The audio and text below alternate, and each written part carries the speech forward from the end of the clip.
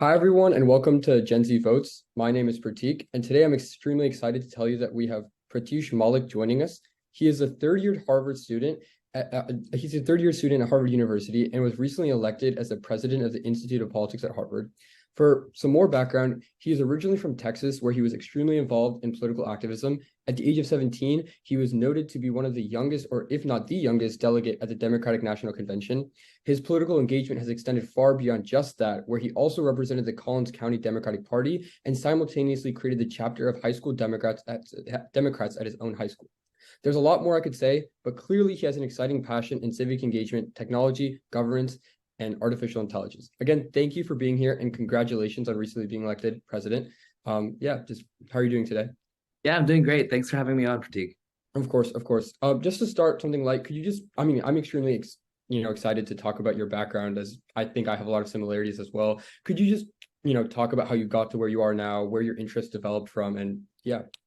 Yeah, I think I started really young, really active in political campaigns and like organizing efforts throughout high school and middle school. I think my awakening in politics happened in like middle school debate, where I learned a lot about the political issues that go into the revolving conversations that we have in different categories. But I think it was like Better or Work Senate campaign that really inspired me to pursue politics. I worked as a volunteer in their data team and was able to do some really cool stuff at the intersection of data and political advocacy. And I think I just kind of rode that path all the way up to where I am now. Have worked on several political campaigns, currently work for a like grassroots PAC in California called the Grassroots Democrats HQ, where I help them do like digital technology transformation, where we help send out 10 million postcards to voters across the country in different key races, all at a grassroots level. And so organizing the backend infrastructure behind that was something that was a passion project for me my junior and senior year when I was a fellow with them. And going to college is something I kind of pursued full time. At the same time, I've been super involved in civic engagement and civic technology. From my freshman year to senior year of high school, I worked on a company called Open Civic, which did local and rural transformation services for digitizing records in like truancy, in jail records, utilities for rural townships in Texas. Did that for 3 years, and had I acquired my senior year, where I've kind of been continuing to work in this civic tech space. And I've gone to Harvard, where I started off really passionate about creating a culture of civic engagement here on campus. Ran the Harvard Votes Challenge, which is one of the largest organizations for nonpartisan civic engagement in the US for college students specifically, and led a coalition of 200 volunteers and several student organizations to push towards 100% civic engagement and voter turnout here on Harvard's campus. And we used a lot of technology solutions to drive that. We built an app called Votable, which essentially is like NGP Van for college campuses. And so we've been kind of incorporating bits and pieces of technology into all the pieces of activism and civic engagement that we can. And then going on to my term now as president of the Institute of Politics, as the former vice president this past year, we've really focused and doubled down on initiatives in AI, democracy, and how we can intersect technology into how governance works. We're piloting a program called Gov 2.0, which offers equity free grants to students building in the civic tech space. And it's actually a repilot because it happened 10 years ago, kind of disappeared, and it helped found pretty significant companies like Quorum, Upsolve, and the Civic Digital Fellowship. And we hope to inspire the next generation of civic technologists that are building to make a difference in their communities. So I just have two quick follow-up questions from that. I heard you at the start talk about how you were involved in the middle school debate. I also do debate, and I was just wondering, maybe did you extend that into high school as well? And then also, like, what type of debate did you do? Yeah, so I did PF debate in middle school. And then I did like a year and a half of LD. I was not very good. Definitely like in the Texas circuit, it was probably at the bottom of that ladder, but it was a great opportunity to be in a community where a lot of like discussion behind politics and political advocacy kind of circulates. A lot of the extempers I know are also like wonderful debaters, have very philosophical like conversations about how their public policy aligns with their beliefs. And so I think that was like a good intro into the space, into like really understanding that there's a lot more than just your own circular bubble. And I found like debate to be a fantastic entry into that. But I was never very good at debate. So I prefer just like randomly speaking as opposed to debating. That's fair. And the second thing is you talked about also working with, on campaigns and activism related to that. How would you suggest generally people to get involved with those type of things, and how did you, I guess? Yeah, I guess to answer the first question, it's actually like pretty straightforward because campaigns are always looking for hungry talent that's ready to make a difference. Whether it's like getting up on the dialer, calling voters, or writing postcards, or even if you're kind of more involved, helping to shape policy at a local level. So there's going to be dozens of campaigns you'll see, from judge to mayor to senator to even president. And at every stage, there's an opportunity to engage at both the grassroots and like coordinated level. So at the grassroots level, you have organizing groups that are like indivisible. I don't really know what the equivalents are for the Republicans, but there exist those party capacity builders that exist as independent entities, and they're always looking for talent to help support grassroots organizing. And so I would recommend, finding who the leadership, who the coordinators for those groups are. Typically, they'll have like a campaign manager or a recruiter that's like focusing on bringing in talent, and shooting them a cold email on Twitter, LinkedIn, even in email. And it's a very, very simple pipeline into getting involved. There's also great fellowships that exist in the progressive space, at least. There's the Blue Future program, which enables young leaders to get paid for their time to organize in campaigns across the country, from Virginia to California, to wherever the support of young and youth voters is needed the most. And then the Grassroots Democrats HQ also has a great fellowship program that I did my sophomore year of high school. And then from a local level, it's like, it's pretty simple to engage with your local Democratic Party, attend their events, and same with the GOP at your local level, attend their events. They'll have like different things with candidate forums. They'll have opportunities to engage in town halls, different weekly meetings. Attending those is a great opportunity to meet the leaders who are building that political power in their communities, and then using that as an opportunity to engage yourself. And then my pathway into politics, I worked on the Beto campaign in 2016 as a data analyst. And then I also joined the Collin County Democratic Party on the communications team, doing like brand stuff. And then after that, I was a fellow for the Grassroots Democrats, and also joined the Blue Future Fellowship, the Youth Organizing Fellowship. And then through that, worked on several campaigns in California, worked on the Progressives for Biden campaign. And in 2020, I was an organizer for the Bernie campaign in Texas, and then went on to be a delegate for the Bernie Sanders DNC, like at the DNC convention, was a delegate for Bernie Sanders. He had captured a good portion in Texas, and then from there, have worked on several local political campaigns with the Grassroots Democrats HQ, supporting them on a technological back end infrastructure role. For sure. And I just saw recently that your platform was ran on the idea of facilitating political engagement, at least one of the things. And I was just wondering, could you define what that means in relationship to you, and what you think good political engagement looks like? Yeah, I think especially in the Harvard community, everyone has very nuanced and strong political opinions, and often, more times than not, you find yourself in epistemic bubbles where you surround yourself with a lot of similar voices. As someone who personally identifies as pretty progressive, and in a bubble of many friends who identify as really progressive, it's pretty difficult to get out of that bubble and hear and have empathy towards other people's opinions, especially on the other side of the aisle. But that's what drives policy forward. That's what is able to enable us to make real change for citizens, and especially at a local governance level, where it's small subtle changes, like the way that bike lanes are shaped in a city, which is a big hot topic here in the Cambridge City Council election. Being able to bridge across bipartisan divides is more important than ever. And so for us, political engagement kind of resonates it that way. Finding opportunities to have discussions on tough topic issues like what's going on in the Middle East with Israel and Palestine, from abortion to other policy conversations that are often very, very heated and often very, very emotional, and building the capacity for having empathetic conversations to understand perspectives more than having your like kind of march forward and what your policy direction looks like. When it comes to like how we implement that, that's more conversations, using the space of our JFK Junior Forum, which is a like legacy of having incredible conversations with speakers from across the aisle, both from an international and domestic stage. It's having more opportunities to do active political engagement, like knocking on doors, meeting voters, having town halls. And that's something that we're really excited to have.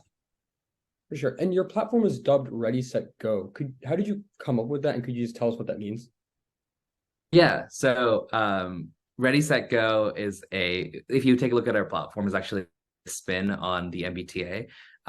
So it was an opportunity to kind of, in our campaign emails and et cetera, we use the MBTA, which is the Boston area like subway, to kind of elevate our branding.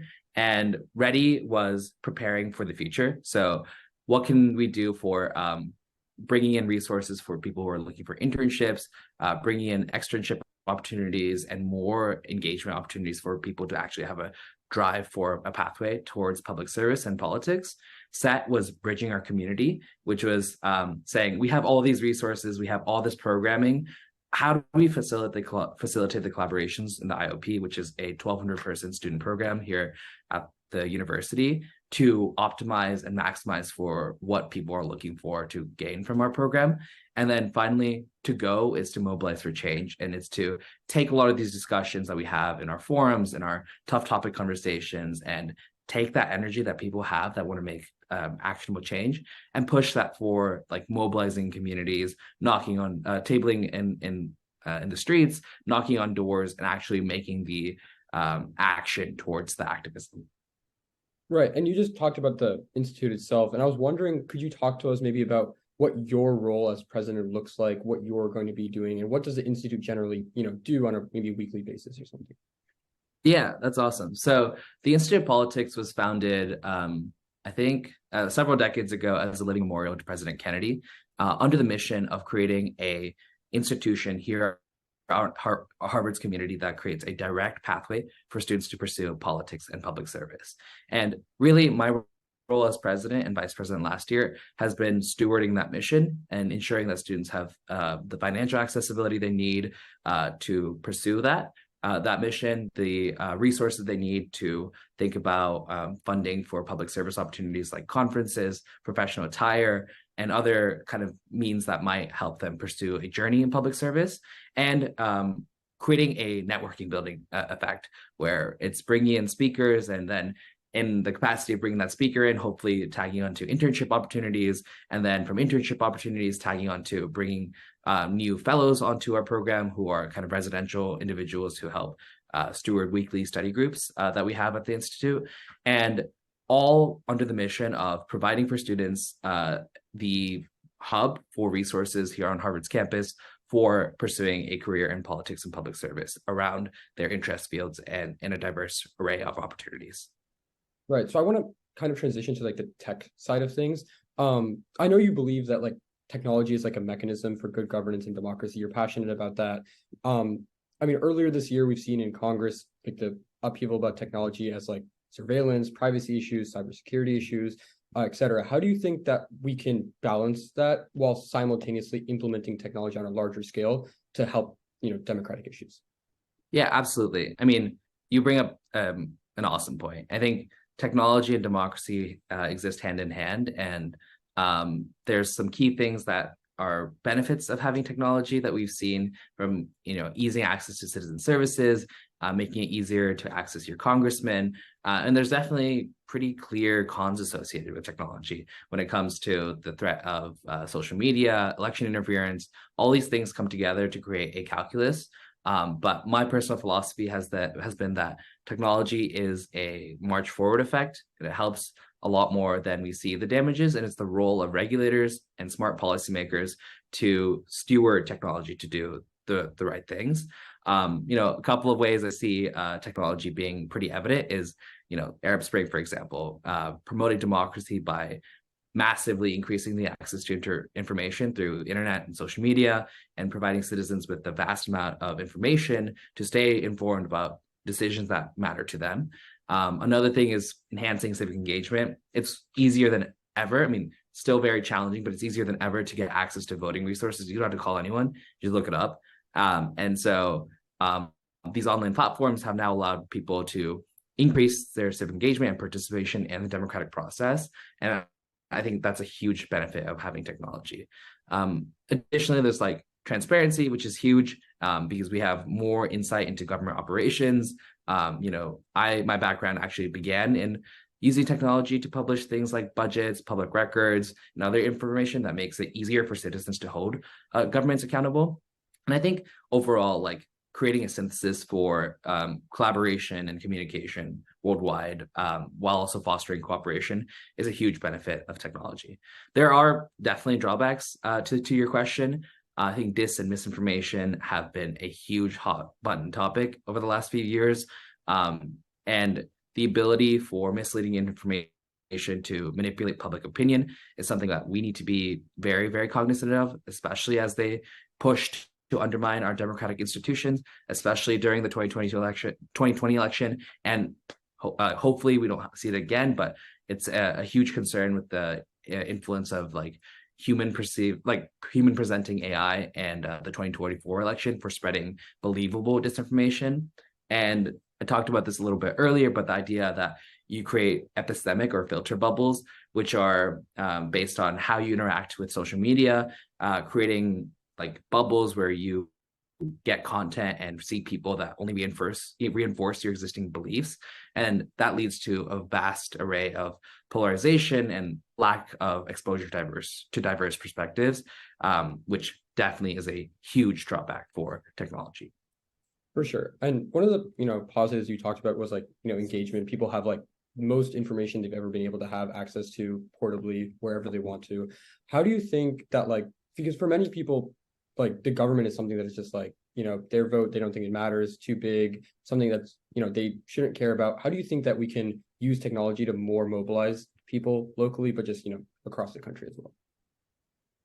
Mobilize in a capacity of engaging their government. Right. And like, voting, things like that.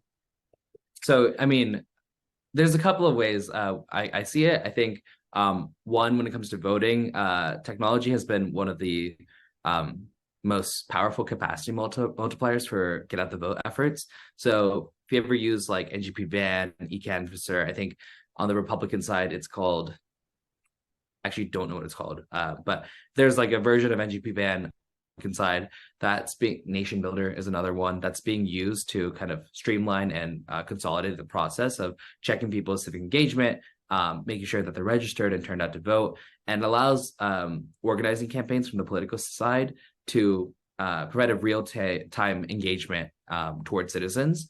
And then when it comes to the actual use of technology, I think online voter registration is another huge capacity multiplier that simplified the process, and it also generally promotes the nature of voter registration through government websites, through social media, etc. And also, like on the political organizing side, we see new tools like text messaging as a huge builder of that capacity to send things like alerts about voter registration deadlines, reminders to folks to turn out to vote. And this kind of like civil society partnerships that occur between like NGOs and political campaigns and then the actual governments around the mission of selling the story of being civically engaged and registering to vote has, I think, really been multiplied by different forms of technology. For sure. And then going into 2024, what is like one thing that you are looking forward to just in terms of technology and politics? This can be like something small, maybe just related to your life, something that you look to expand upon, just anything you're excited about. Yeah, I think some of the stuff coming out of Higher Ground Labs, which is like a progressive technology accelerator, is really exciting. So one of them is a AI fundraising tool called Quiller, which is kind of incubated out of the Higher Ground Labs cohort. And their whole mission is to assist political campaigns by deploying and creating and drafting like high quality fundraising messaging. And that can help like organizing campaigns save time and energy so that they can focus on running campaigns around civic engagement, etc. And I'm very intrigued to see like the benefits of AI throughout the entire political process. One thing I'm working on with my friend at the Ash Center for Democracy is working with their director Archon Fung, is to build a Q&A tool, which essentially provides like the process for, if you have questions about how to vote in a certain state, and actually like guides you through step by step how to do that using a GPT wrapper. And so hoping that, AI can actually be a tool for pro information, providing as much accurate, defined information to those that seek it. And the application that I think that is really exciting for this is a lot of like voter advocacy groups that do like election hotlines and things that help cure ballots, etc., can now move their volunteers off of the chatbot, which is now automated, and focus on the big phone calls that have a lot of legal and overall societal benefits that are now more concentrated in the creating actually doing the phone calls instead of like having to man a chatbot like they do now. And the last question I have for you, thank you already for like the time you've given. Last thing is this, given your career right now, it seems like there's a upward slope in terms of potential opportunities. It looks more increasingly exciting. What do you see yourself doing maybe in like 10 years from now? Just like anything, where would you want to see yourself? Something like that. Yeah, I'm very passionate about digital transformation. I think it's one of the best ways to make citizens happy with the government is to have their experience with the government as easy as possible. The example I give is like anytime you go to the DMV, you're probably like really frustrated at like why I can't renew my license like online, right? And there's a lot of like bureaucratic policy and procedure that's been ingrained in, and bureaucracies aren't necessarily bad, but they can always be streamlined and optimized. So the role I see myself falling into is really being a pursuer of digital transformations on the bureaucratic side. So helping government agencies understand how citizen services work most efficiently and where to optimize in the pipeline to make that engagement with citizens a lot easier. And the dream is to go into the DMV and get in and out in 5 minutes. And so I see myself kind of facilitating those roles that enable me to take on those opportunities. For sure. Thank you again, Pratyush, for giving me so much of your time today and the opportunity to talk to you. I hope we can talk again and sometime, but thank you so much again. Awesome. Thanks for inviting me on. Yes.